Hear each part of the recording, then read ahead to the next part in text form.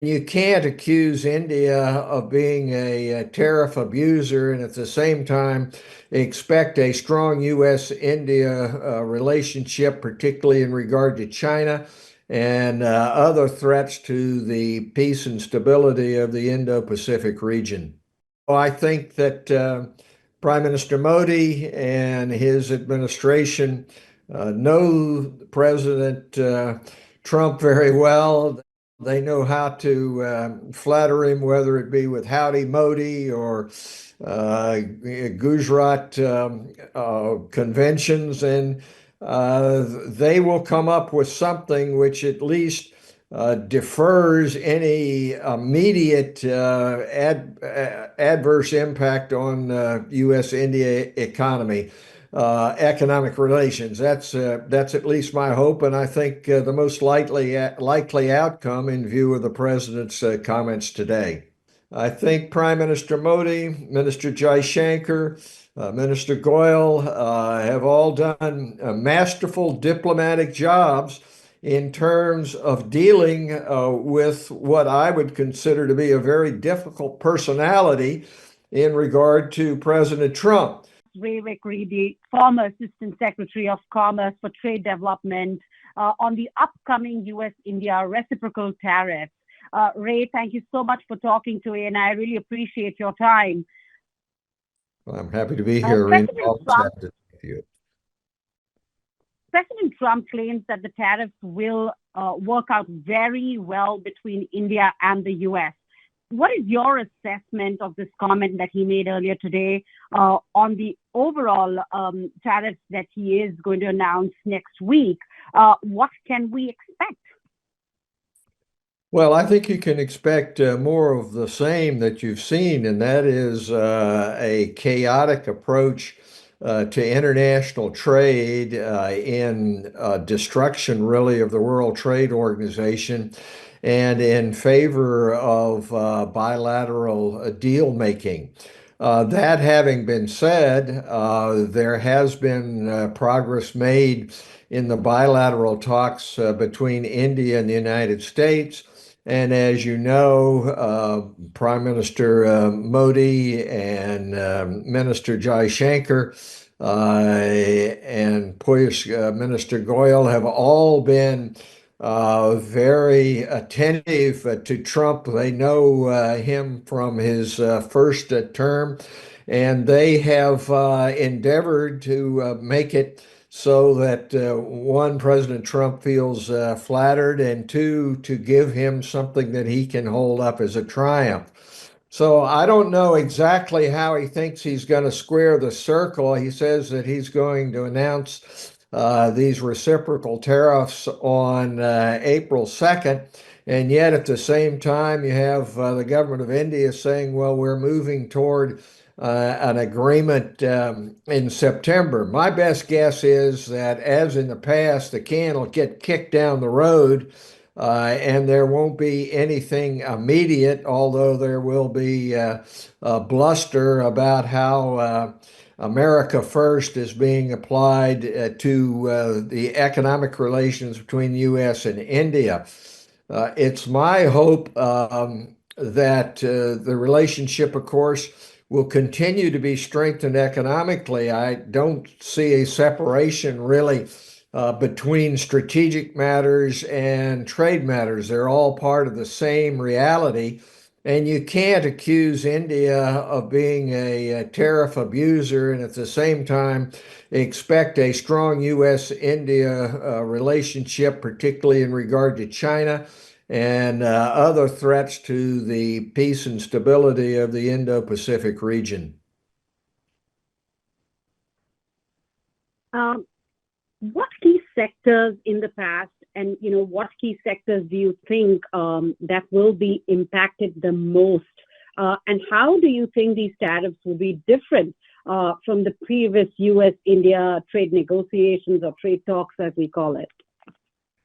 Well, hopefully, India and the U.S. are going to move toward a lessening of tariffs across the board. That'll be good, particularly for pharmaceuticals. It'll be good. It should be good for auto parts. Yet at the same time, Trump says that he's negotiating, expects a good outcome in U.S.-India talks. He's slamming the rest of the world in regard to automobiles and auto parts. As you know, there is a booming manufacturing sector in India in regard to automotive parts.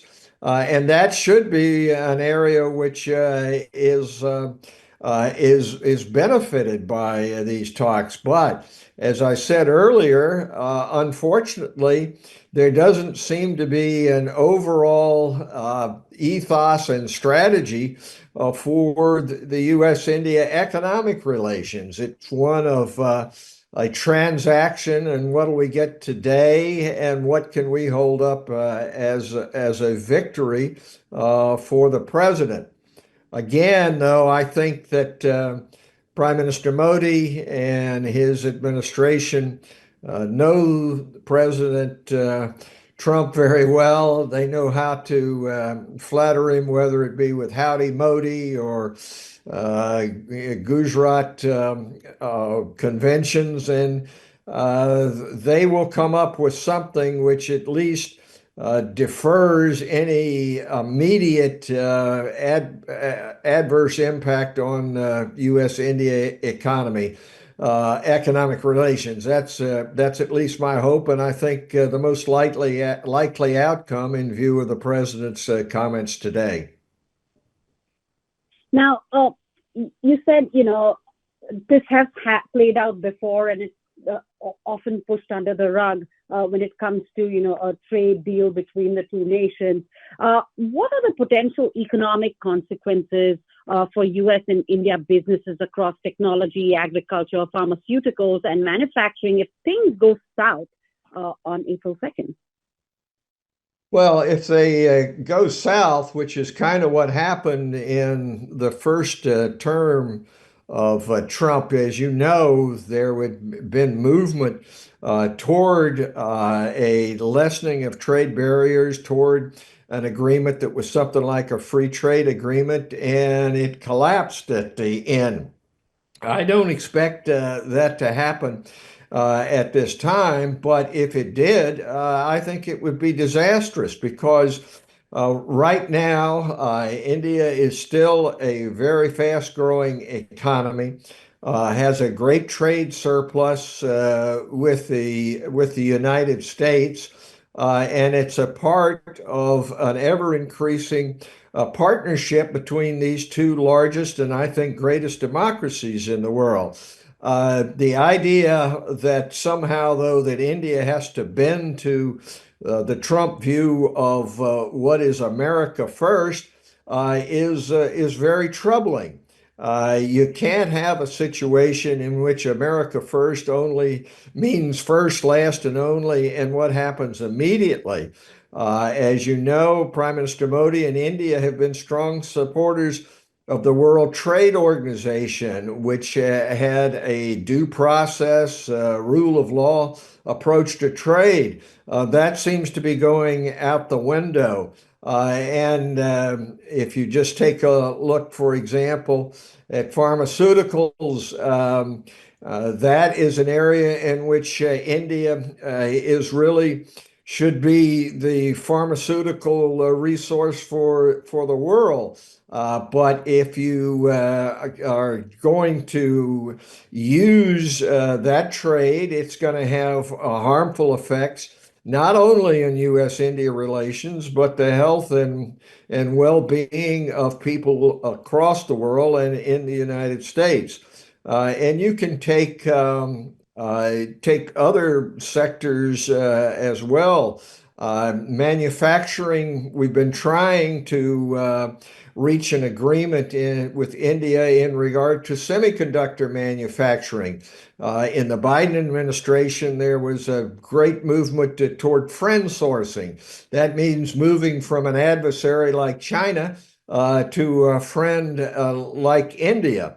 And there were attempts to, if you will, make sure that there wasn't a conflict between the America First agenda and the Make in India agenda in regard to semiconductors. So that is an area in which we ought to be able to increase manufacturing, increase trade, and shore up the relationship, make it even stronger.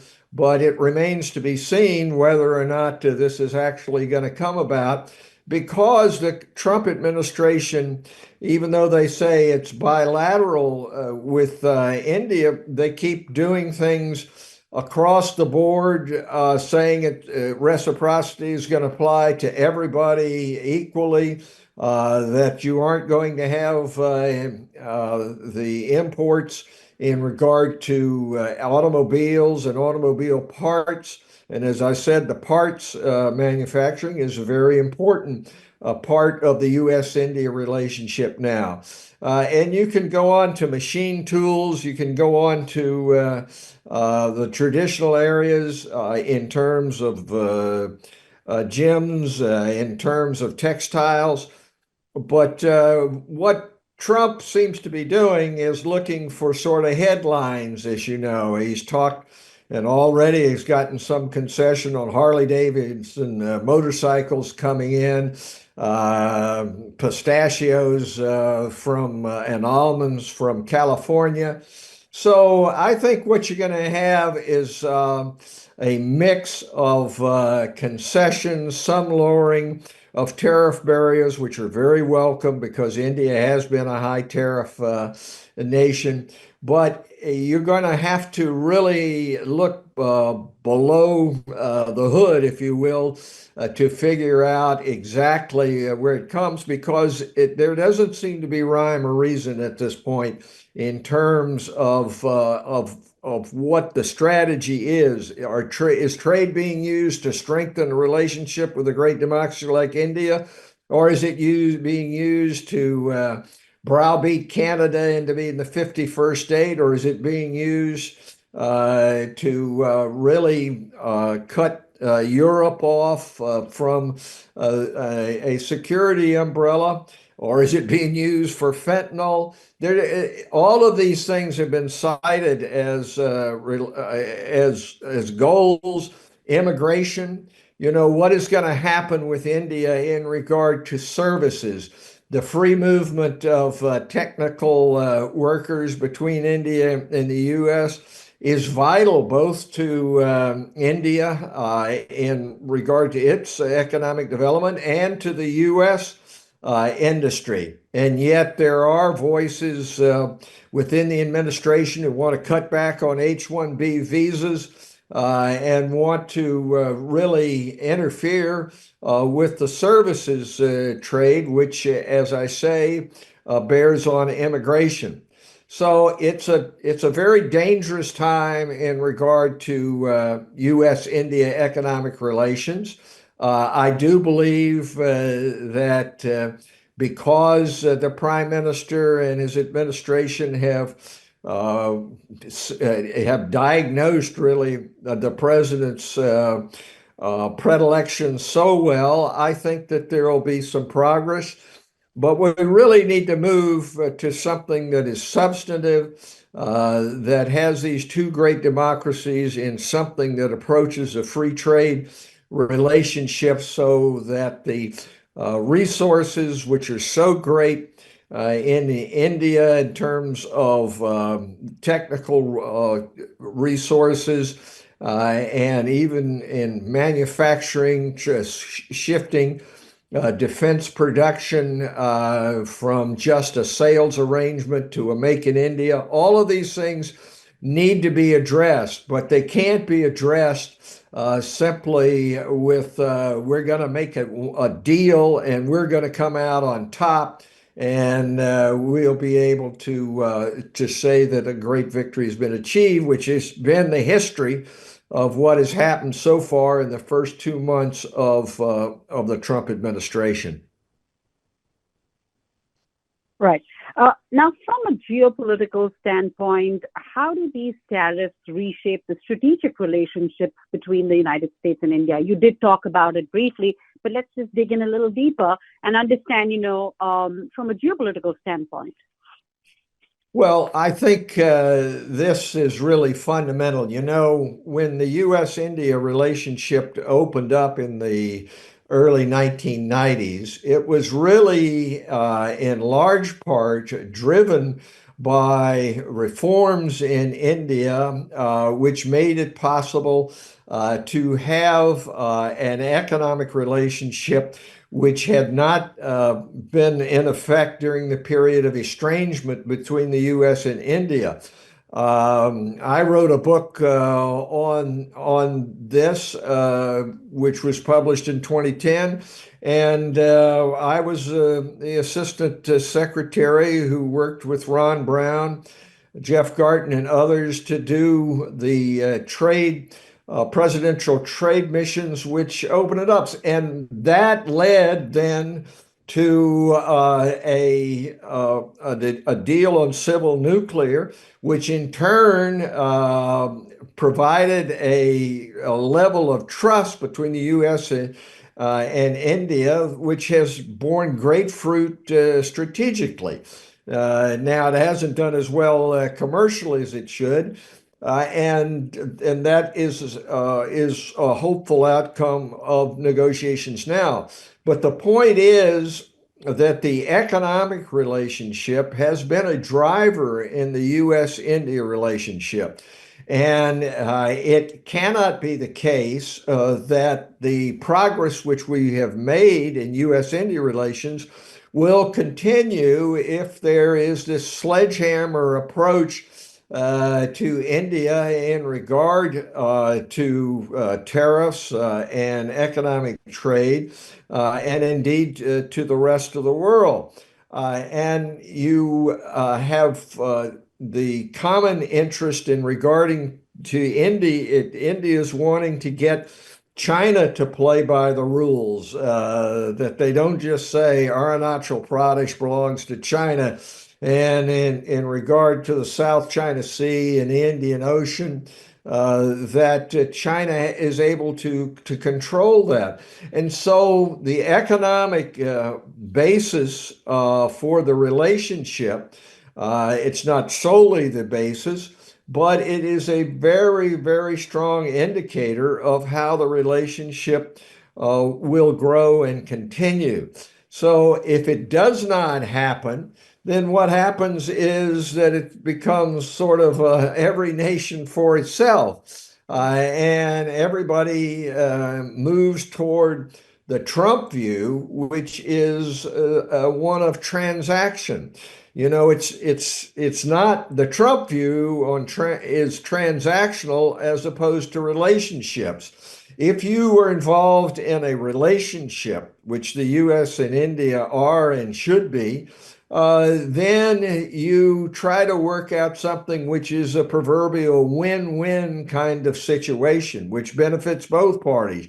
You may give something in order to have a strengthening of the relationship in another area, or you may forego something immediately for a long-term mutual benefit. That has not been the history of the way in which President Trump has approached international relations, and it's very bothersome.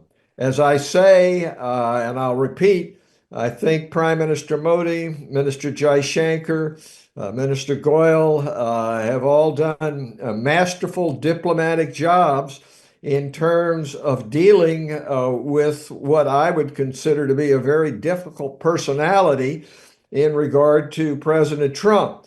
But that is no assurance that this is going to turn out right. So we have to see what happens on April 2nd. I believe that saner heads are going to prevail, and we'll move toward an overall agreement which really has been already posited for the fall. And I think it'll have a benefit, whether it be in defense production, whether it be in pharmaceuticals, whether it be in information technology assisted services. All of those areas are very strong parts of the U.S.-India economic relations and fundamental to the strategic relationship. Now, you repeatedly talked about, the diplomatic leverage that India has used to handle the situation. Do you believe that sufficient diplomatic leverage has been used for these negotiations from the U.S. side? Is far more as compared to that in India? And what does this really signal about U.S.-India trade relations? Can we expect anything bigger? Like, you have reports saying there could be something, a deeper deal, probably next year. Well, I think that India has parried the kind of leverage which President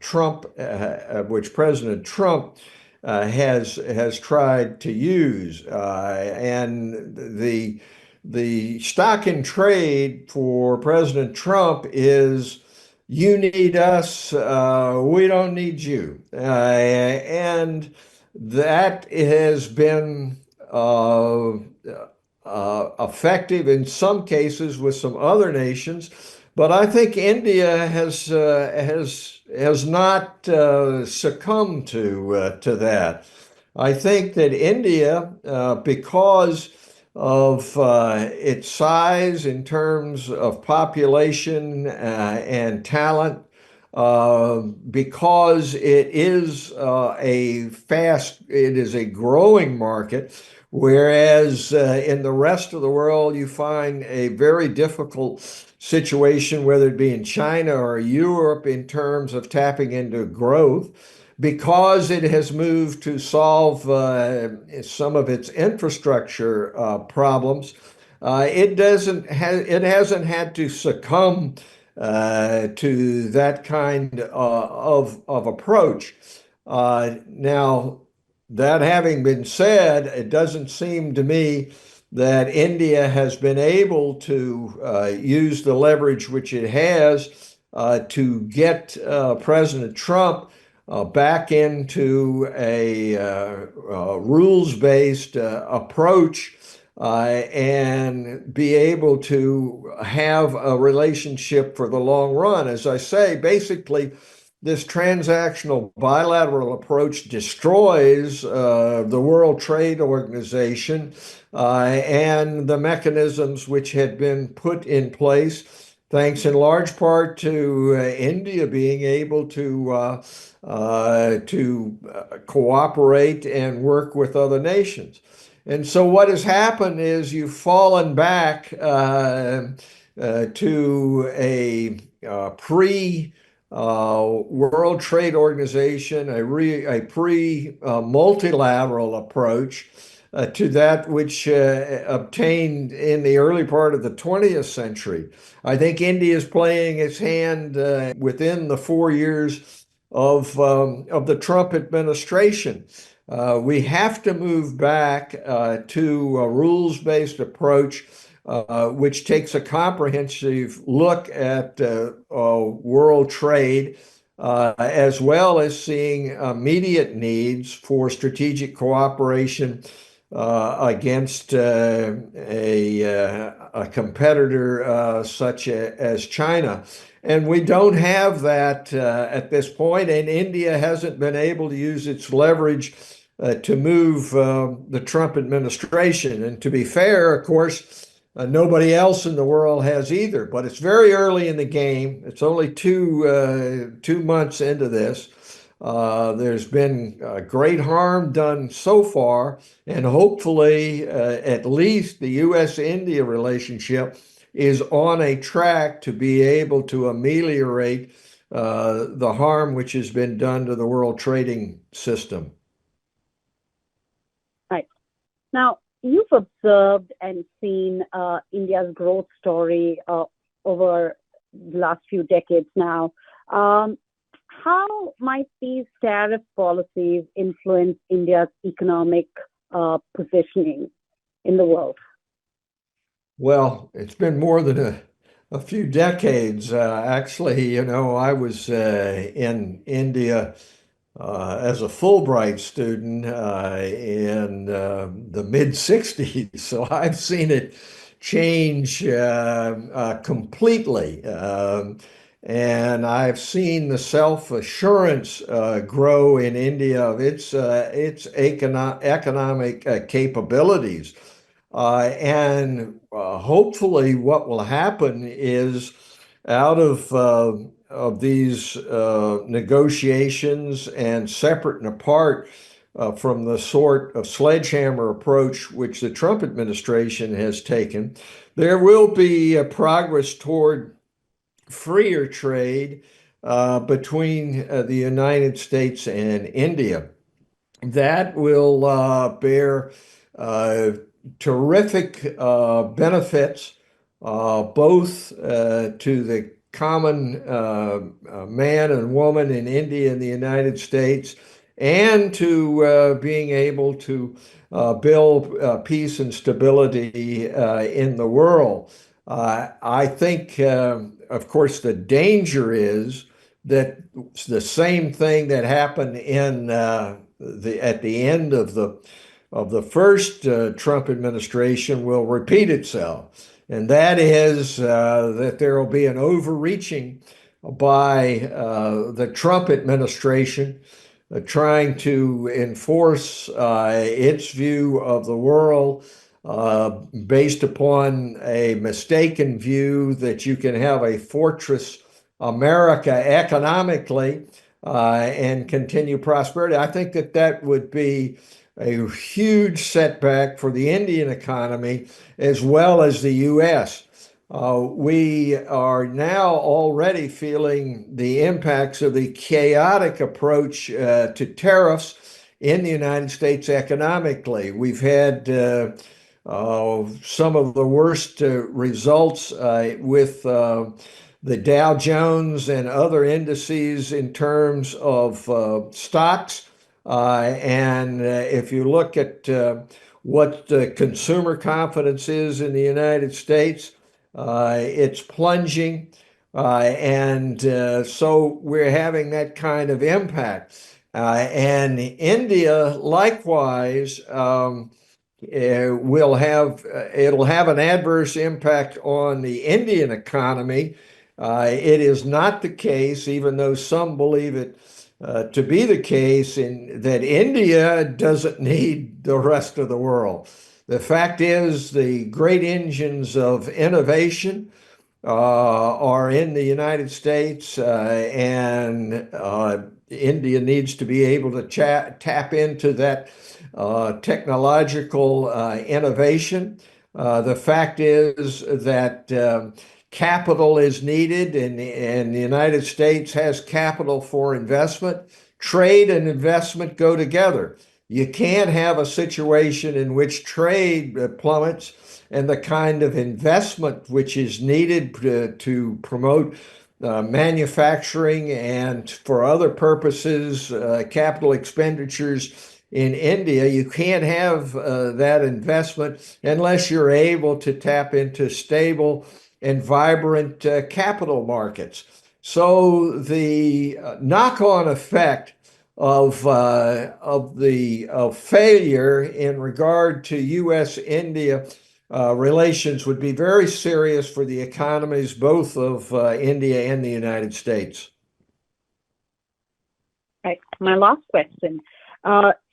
Drawing from your experience in trade development, what recommendations would you give policymakers to mitigate the negative economic impacts of these tariffs if they go south?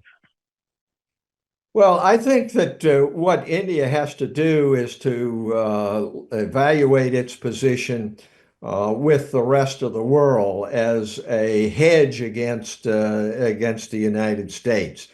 There are pockets of growth in many areas of the world. Europe, even though it hasn't moved forward as rapidly as it would want to, needs very much the same kind of support in regard to IT and IT-assisted services that the United States does. If you look at the kinds of leadership that Prime Minister Modi has provided in regard to the global South. That is very much the wave of the future, whether it be in Africa, whether it be in Brazil, or the rest of Latin America. I think that there are near-term and near area opportunities in Australia and in regard to the nations of Southeast Asia. So I think that India is a hedge against the relationship going south with the United States. Needs to be able to look at those markets as well. You know, the history of the world is that if you can expand markets, you expand prosperity. The danger, of course, in regard to India is that it will be too much influenced by the President Trump approach and say, well, we're just going to operate bilaterally on an India first principle and forget the broad gauge approach, which India has been taking more and more multilaterally with international organizations, which need to be reformed, admittedly, but they don't need to be jettisoned and abandoned. So that's the way in which India can contribute. I think it's a great opportunity, if you will, for India, not just to try to keep its head down and appease President Trump, but to provide leadership in terms of the great principles that have been expressed historically about the world being one family, that what happens in other parts of the world are of concern to India. And I think India needs to fill in, if you will, some of the leadership which the United States is abandoning, both economically and strategically.